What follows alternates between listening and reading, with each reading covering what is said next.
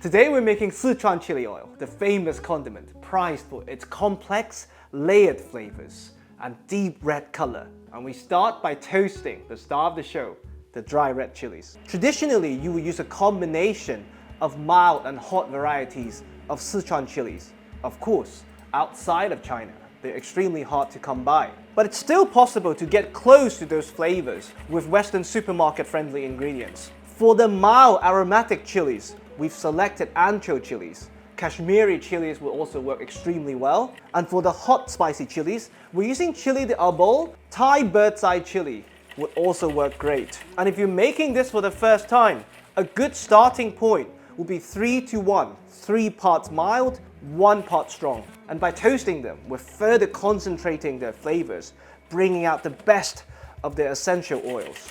You want medium-low heat for the pot to get to about 120 degrees Celsius to keep them just for 2 to 3 minutes.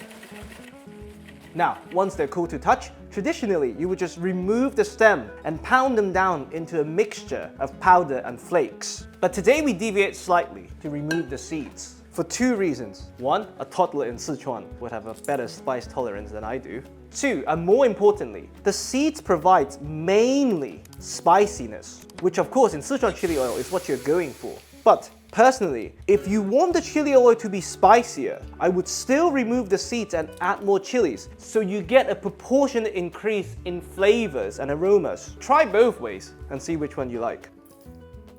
We cut them into smaller chunks to make the grinding easier. One last effort to remove seeds. If you're from Sichuan, I'm sorry you have to see this. They all go to the bottom. Now let's grind some chilies. You can do this however you like, pestle, mortar, spice grinder. The ultimate objective is you want a combination of powder and flakes.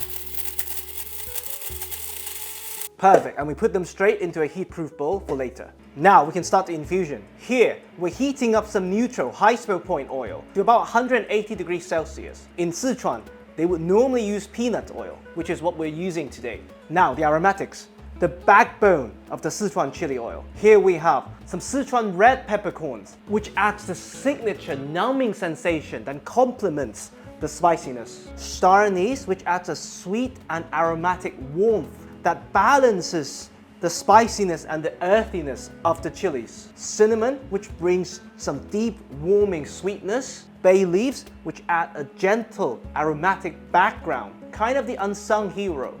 And it's important to use dry bay leaves. At this temperature, fresh bay leaves would burn and bring too much grassiness. Cloves, which infuses a subtle, spicy, sweet warmth that rounds out the whole thing. I hate to use too many adjectives, but if you ever want to experience warmth, clove is your guy. Now, 180 degrees Celsius, everything goes in. And you want to do this just for a couple of minutes, taking all the fat-soluble goodness with you without burning anything or taking any bitterness. After 2 minutes, stove off, everything comes out.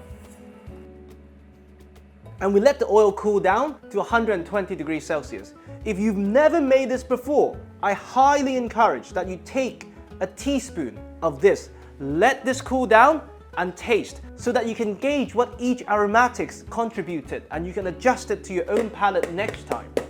To the dry chilies, we crush some garlic, which adds aroma and richness to the oil, and we add a generous amount of salt. Even though salt is not fat soluble, it would help preserve the solids and enhance the flavors of the solids. Now, just before pouring the oil, one more optional step that's not authentic is I like to add a tiny bit of toasted sesame oil to the dry mix. A, for the wonderful aromas and fragrance, but B, and more importantly, to moisten this slightly to further prevent the oil from burning and scorching.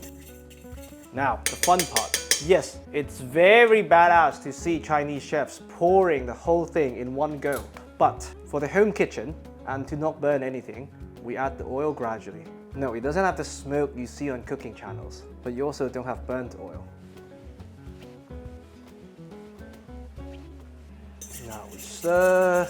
You can see the signature red color already. So why do we not just add the chilies to the oil like we did the aromatics? Well, the whole point of an oil infusion is that you're taking everything that's fat soluble. So for dry chilies, that's the spiciness, the color, and the aromas. What remains in these beauties are the water-soluble flavors, the earthiness, the natural sweetness, and the hint of acidity that makes this chili oil really special. And that's why when you see people consuming chili oil in Sichuan, they often add a ton of the solids.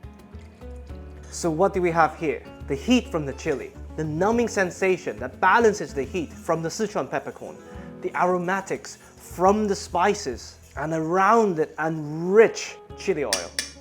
Simply let this cool down naturally. That's Sichuan chili oil.